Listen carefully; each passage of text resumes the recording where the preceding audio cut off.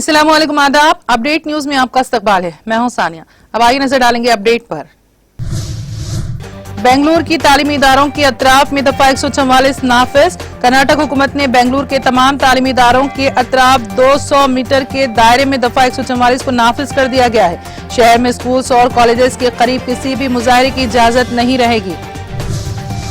ऐवान बाला में सभी तालीमी इदारों को खोलने का मुतालबा। जुमेरात को वक्फे सिफर के दौरान इस मसले को उठाते हुए मनोज झा ने कहा कि गुज़िश्ता 2 बरसों से ऑनलाइन तदरीस की वजह से पसमानदा और गरीब तबकात से ताल्लुक रखने वाले तमाम तबकात के तलबा को मुश्किलात का सामना है। हिजाब पर पाबंदी का मामला सुप्रीम कोर्ट पहुंच गया। सीनियर एडवोकेट कपिल सिब्बल ने दायर की दरख्वास्त। उन्होंने चीफ जस्टिस को बताया कि सर पर स्कार्फ पहनने वाली मुस्लिम तालिबात को क्लासों में दाखिले से रोक दिया जा रहा है और इस मामले को कर्नाटक हाई कोर्ट से सुप्रीम कोर्ट में दाखिल करने की दरख्वास्त दायर की है। उत्तर प्रदेश असेंबली इंतखाबात के लिए वोटिंग शुरू हो गई है।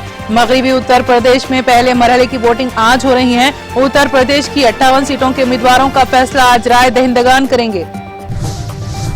कांग्रेस उम्मीदवारों को बल्दियाती इंतखाबात में जीत की उम्मीद। मगरबी बंगाल के 24 परगना में 27 फरवरी को होने वाले बल्दियाती इंतखाबात में कांग्रेस के 9 उम्मीदवारों ने अपनी अपनी जीत के दावे किए हैं।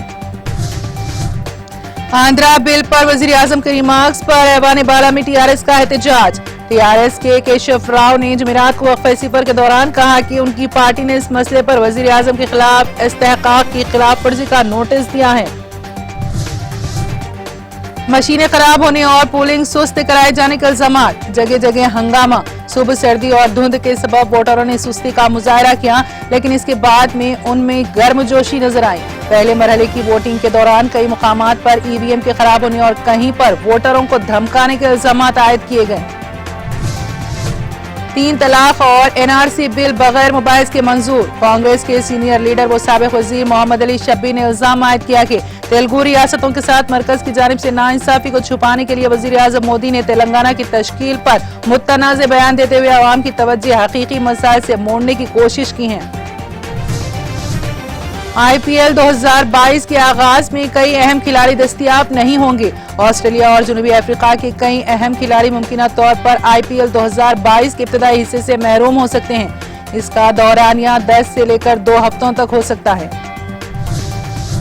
क्रेडिट पॉलिसी से स्टॉक मार्केट मजबूत। खरीद की हिमायत से सेंसेक्स और निफ्टी में तेजी। आज एक बार फिर हिंदुस्तानी स्टॉक मार्केट में तेजी का रुझान बनता दिखाई दे रहा है। मजबूत आलमी इशारे की हिमायत के साथ स्टॉक मार्केट ने आज अच्छे मुनाफे के साथ कारोबार शुरू किया।